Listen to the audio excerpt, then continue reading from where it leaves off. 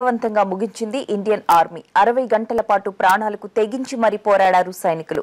ప్రభుత్వ భవనంలో నక్కిన ముష్కర మూకను ఏరిపారేశారు. 2 టెర్రరిస్టులను హతం చేసేందుకు ఇంత టైం ఎందుకు పట్టింది? అసలు పాంపోర్లో ఏం జరిగింది? 2 టెర్రరిస్టులు, 60 గంటల పాటు కాల్పులు,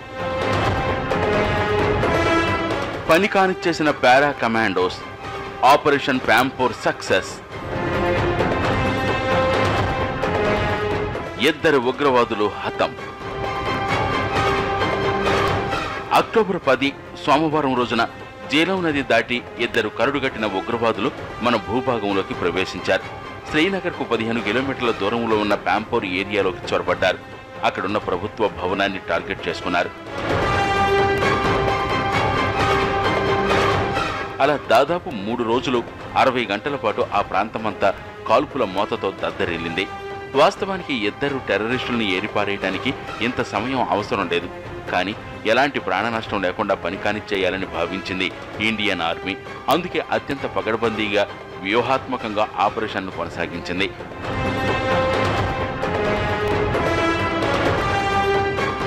ఉగ్రవాదులు నెక్కిన భవనం చాలా పెద్దది. 7 అంతస్తులు, 100కు పైగా గదులున్నాయి. పైగా టెర్రరిస్టులు భవనంలోకి ఎంటర్ అయిన సమయంలో కొందరు సామాన్యులు కూడా అందులో ఉన్నారు. వాళ్ళందరినీ క్షేమంగా బయటకు పంపిన తర్వాతే ఫైరింగ్ స్టార్ట్ చేశారు మన జవాన్లు. భవనంలో చాలా గదులు ఉండటం ఉగ్రవాదులకు కలిసి వచ్చింది. పైగా అది వాళ్లకు ఓ కాంక్రీట్ బంకర్ లాగా ఉపయోగపడింది.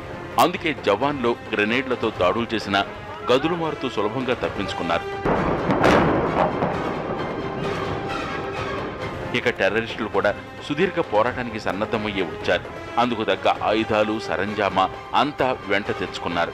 50కి పైగా రాకెట్లు, 100ల కొద్ది గ్రెనేడ్లు విసురుతూ టెర్రరిస్టులను ముప్పుతిప్పలు పెట్టింది సైన్యం. వాళ్లు భవనం నుంచి పారిపోకుండా ఆ ప్రాంతానంతా అధీనంలోకి తీసుకున్నారు.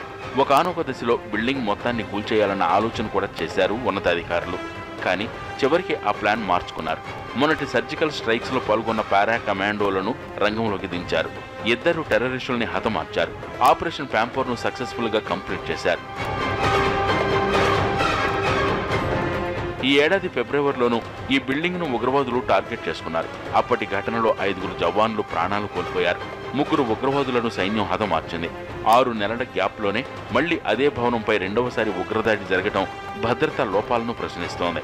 ఈ అంశంపైన దృష్టి సారించామని ఆర్మీ ఉన్నతాధికారులు తెలిపారు.